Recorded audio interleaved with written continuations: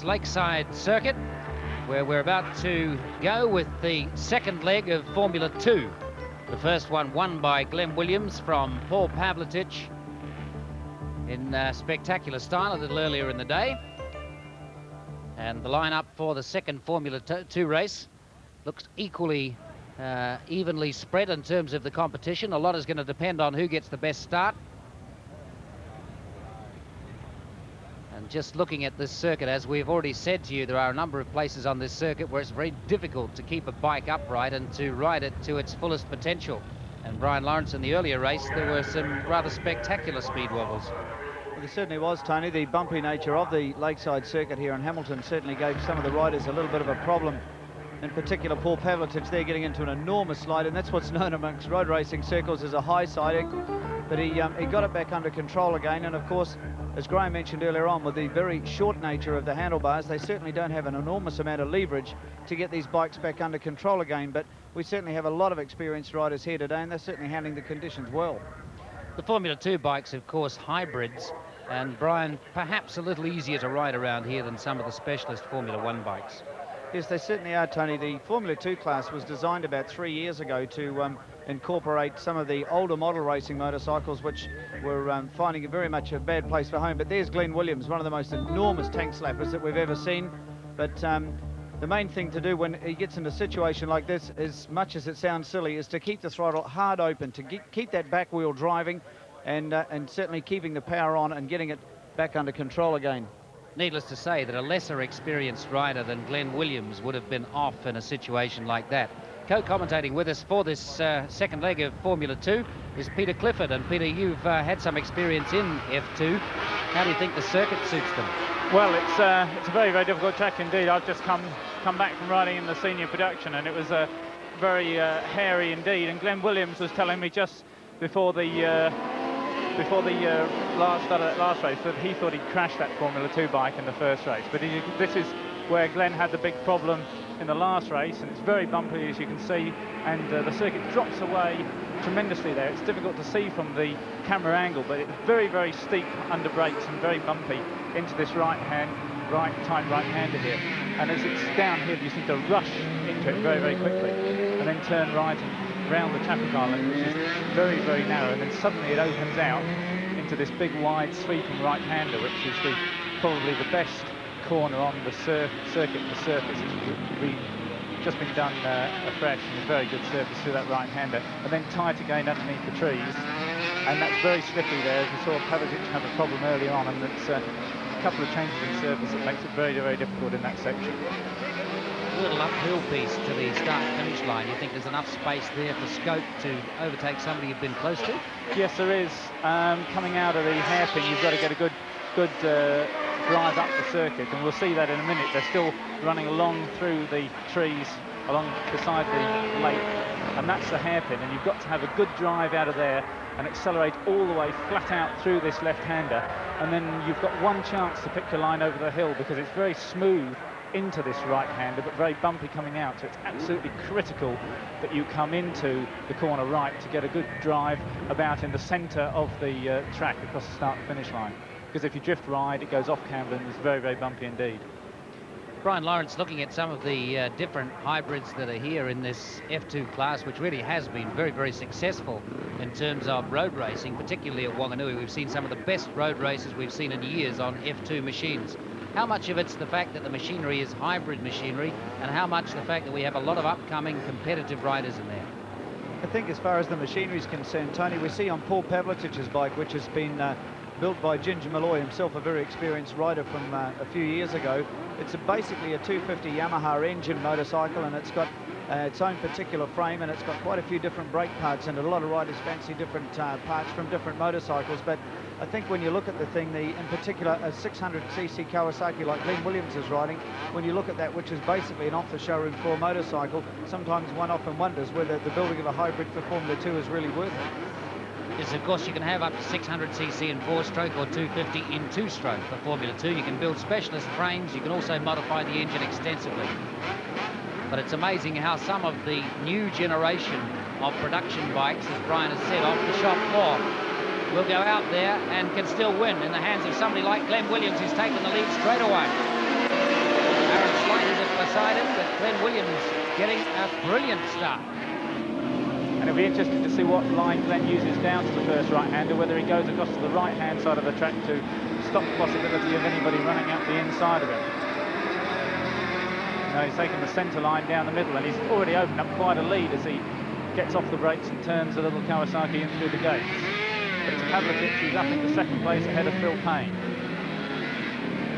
Obviously, several of the riders having a bit of a problem there under brakes on that particular bumpy part of the circuit, but Williams is enjoying a very clear road out ahead of him now, and he's certainly got quite a good little lead, and let's hope that he doesn't get any more of those speed wobbles like he got him before. I'm sure it's a situation he'd rather do without today. I doubt that there's anyone in the field who's had anything like the experience of the number of rides that Glen Williams has had in the last few years, and particularly on production bikes. He has always been exceedingly clever.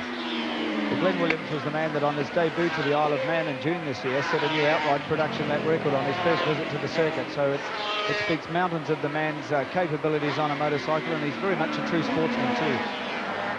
One of those annoying people that can go out on a golf course and that him at 17 or 18 years of age was playing off for one handicap. Very clever, natural balanced rider. Looking back now at second place, Paul Pavlitic in second, but dropping just a little. Glen Williams seems to have the edge in handling over him. Third place is still 22, Phil Payne. Another man with experience in motocross, which will serve him well today. Yes, without a doubt, a particularly different line, Peter, when he came over the top of the hill, a very wide line coming over there. Yes, yeah, I think he probably got offline a bit coming through, or else he's just trying the different lines, looking for a smoother passage over the rise there. But he's already losing ground, and Pavlitic, he's got his head tucked well down, trying to catch up to Williams. And that's a good corner for the Yamaha through there. It'll be quick through there, but now comes a tricky section where the Kawasaki is easier underneath the trees, and that's where Pavlitic had his problem before. A couple of different surfaces in there, a lot of rough stuff, and very tricky indeed. What sort of speeds would they be achieving round through here? Well, I reckon they're up to about 60, 70 miles an hour, you know, pushing on through that left-hander before slowing down. This will be a sort of a 50 mile an hour, 60 mile an hour section, then braking hard down to an almost dead stop at 20 miles an hour around that very, very tight hairpin before accelerating up through the gearbox until they're doing sort of 100 miles an hour over the brow here. It depends how brave they are as to how much acceleration they're doing across the bumps there. You can see them fighting the machine all the way. Glen Williams still holding off Paul Pavlitic. These two have had some phenomenal road races on Formula 2 machines in years past. Glen Williams always incredibly difficult to beat. And he saw him pulling a wheelie there. That isn't just showmanship. It's Richard Scott suggested to me that it was one way to get the bike over the bumps more smoothly. It was in fact to pull the front wheel up so that it can't be knocked around by the bumps and just ride over there on the back wheel. And Williams has certainly tried that one, and it seemed a very smooth passage. And if anybody wants any instructions on that, go back a few years and look at videotapes of Dave Hiscock. He's always been very, very clever at using the back wheel to get through corners that would have been more difficult on two wheels. Pavlitic still hanging on to Williams there, and these two have actually outpaced Phil Payne. He's dropped back probably 2 or 3 seconds over the last couple of laps. They've certainly up very much on their own. They're coming into your picture now as 22 Phil Payne. Let's have a look and see how far back Payne is. Seems to be riding a lot more conservatively than the front two. Not to say doing it easier, it's hard work out there. 115 is Sean Donnelly, number 7 is Phil Cooney, the National Formula 2 champion. Pavlitic certainly closes up over the top section, doesn't he, where the Yamaha, the speed of the Yamaha starts to tell. It's intriguing looking at two completely different kinds of motorcycle and where one is quicker than the other. But Glen Williams obviously getting the absolute maximum out of this 600 Kawasaki. Yes, and although Pavlitic has been able to close up now behind Williams, it's difficult to see where he can get past. He's going to have to try it probably over the top of the hill. That's where he suggested he would to me just before this race started. If he could get close enough, he was going to have a go at him over the top. So we'll see him now try and position himself as best he can for a good drive up the hill. That's going to be absolutely essential to him. He's got another slide there, another 2 slides, as he tried to accelerate hard on the little 250 Yamaha. But it hasn't dropped him back at all. How Glenn Williams manages to stay on line over some of those bumps is amazing. One of the things to do is to have the experience and the confidence not to fight the machine all the way, but to let it to a certain extent have its head and shake a little bit without getting into the big tank stackers. Now this is where Pavlitic has got to get close, and he's already closing on him, but it's a very tricky section to pass, because to pass Williams you've got to take the second best line, and Williams has the best line, or should have. We've got 6 more laps remaining now, so Paul Pavlitic obviously pegged right on the back of Glenn Williams there. And this is where the different lines take place, coming over the top there. Pavlitic choosing a much narrower line that time, so perhaps he's got himself positioned a little bit better. Moving up on Williams under brakes as they get into the right-handed wheel, probably a low gear corner, up to second, and then this is a very tight one here. Williams seems just to get a couple of bike links on him just here, and you'll notice that. And these two, while they're dicing, rather than slowing themselves down and allowing third and fourth places to catch them, are actually increasing their lead in first and second. Yes, Pavlitic seems to have taken the attitude that he knows he can't pass and get clear from Williams, so he's biding his time, and he's going to just try and work out where he is better than Williams and perhaps make a last or second last lap play. And what he really can't afford to have is the big slide that he had in the first race, which put him so far behind Williams there was no chance of him catching. Glenn Williams, our race leader there with letter G, is a man who has been racing in South Africa and has done very well there. But more recently, he came back to New Zealand for the Castrol 6R, the production bike race, and then he went back to England, from where he's just come back again. And you saw the front wheel tuck under there, and Pavlitic's pass. That was G who nearly lost it going across the top there, and Pavlitic swept into the lead. So that was the mistake that Williams made, that Pavlitic was obviously waiting for, and he just snuck past Williams, seized the opportunity, and Williams almost losing control again. Brilliant, very, very late braking by Williams as the back end slides wildly as the weight all goes onto the front wheel. Knowing how competitive Glenn Williams is, that will only make him more determined. As we were saying, went to England, and we can't say too much about it publicly at the moment, but it seems he may have organised himself a ride with Suzuki. A man that we're surprised anyway hasn't impressed Works teams a long time before now, but has obviously just recently impressed Suzuki Works team. And of course they're getting among the tail enders now, and that's very much to Pavlitic's advantage for that moment, because he got a few yards in front. Just have a look again at that little mistake that cost Glenn Williams. And the front end tucked under as he went into the corner. It just slid sideways, and he had to throttle back to regain control, and that was the fractional advantage that Pavlitic needed.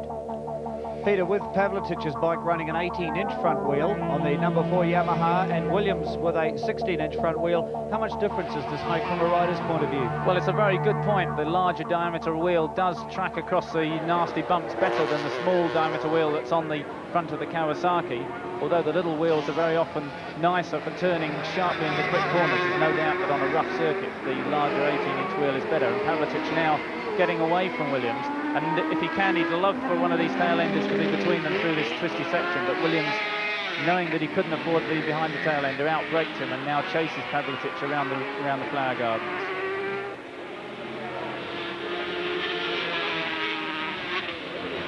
Pavlitic seems to have opened up a little bit of a lead there over the second place man Williams. But the Williams, being a great rider that he is, I'm sure, and a great competitor, I'm sure he'll get back on terms before the end of the race. Certainly not a man that ever gives up. Paul Pavlitic, number 4 on the TZ250 Yamaha, our race leader, and the second heat of the Formula 2 series. He's certainly riding this bike beautifully to get away from Williams. And looking back, they've got a huge advantage over the third place battle, and it's still Phil Payne, number 22 there in your picture in third place, riding very smooth race on his little Yamaha. But nowhere near as close as he was in the opening laps. So Glenn Williams and Paul Pavlitic obviously quicker than the third and fourth place men. During last season, 11 wins Paul Pavlitic knocked up in the National Championship, which began back in October, finishing in April of this year. Certainly a very experienced rider. He's had a lot of bad luck mechanically, And Pavlitic makes a very good move, gets past two of the tail enders, which he's put between him and Williams. Now Gabb's a third before they get to the tricky right and left-hander you see them going through now. And so he's got a little bit of advantage as Williams still has to get past those riders. And what will have worried Williams more than anything is the unpredictability of that near accident that he just had. He probably thought that he was taking almost exactly the same line as he had done before, and maybe he was only 3 or 4 inches offline, and he found a bump that he hadn't found before, and it's a bump he won't want to find again. And that may have detuned him slightly, because he's certainly losing ground if he has to fight his way through those tail enders. There goes G, the second place man, Glenn Williams. Considering how tight that little piece is that he's come through, to get through those 3 back markers, quite an accomplishment. Yes, it is, and again, it's a man of showing great experience. And there's G coming through the tight hairpin, but he's looking more behind him than ahead of him now. I wonder if he's actually given up his chase of Pavlitic. Perhaps with the series being contested over 9 races, that Williams is maybe playing for points in this particular race anyway, rather than a placing. Paul Pavlitic, who at the end of last season assured us that he was going to build a Formula 1 bike, much as he had had a great deal of success in Formula 2, he saw it rather as a stepping stone to buying the bigger machine. But I see him back again this year with the F2 and riding just as well as ever. Yes, he's certainly over now at a very handsome lead over Williams. And unfortunately, he probably doesn't know just what a handy advantage he does have over the second place man. And it's a tricky thing for him to do now, to ride a controlled race, not make any mistakes, and just keep up a good pace. Paul Pavlitic this year being backed by Ginger Malloy. Certainly a very experienced man to have behind Paul in this season, and in particular this series. And obviously with the combined experience of both Pavlitic and Ginger Malloy, they've produced a winning combination, particularly here at Hamilton.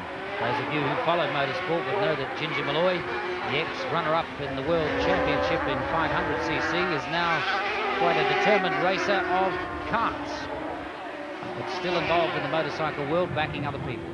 Pavlitic now through onto his last lap. Just about a minute to go of this race, and he seems to have it well in control, but he's got a few tail enders, and some of these guys can be a little bit unpredictable, maybe using different lines, and he's got to choose his position where he's going to overtake them. Looking at Paul Pavlitic's list of successes here in the past, he's scored a total of 22 wins, 12 seconds and a 3rd place, so that's a pretty impressive list. Certainly if he's not leading, he's never very far from it. Yes, a beautiful sweep through that right-hander and into this left, but you've got to start braking as you come out of that left-hander hard into this very tight and bumpy right, and then accelerating through a more sweeping left, right, and then left again. Number 4, Pavlitic, passing another tail-ender. Coming down now, just towards the last hairpin, only one tricky corner to negotiate. This is what street racing is all about, taking it as it comes, finding the lines that work best for you, and battling with the bumps. There is the checkered flag for Paul Pavlitic, looking now back for Glenn Williams in 2nd place. Glenn Williams coming through, still waiting for him. That's how much lead has developed in the last couple of laps. There's Glenn Williams, who obviously gave away the chase for first and opted to stay ahead of Phil Payne, coming through in 3rd place. And Bill Cooney, number 7, I think, is in 4th place there. So the order of finish: Paul Pavlitic first, Glenn Williams second, Phil Payne third.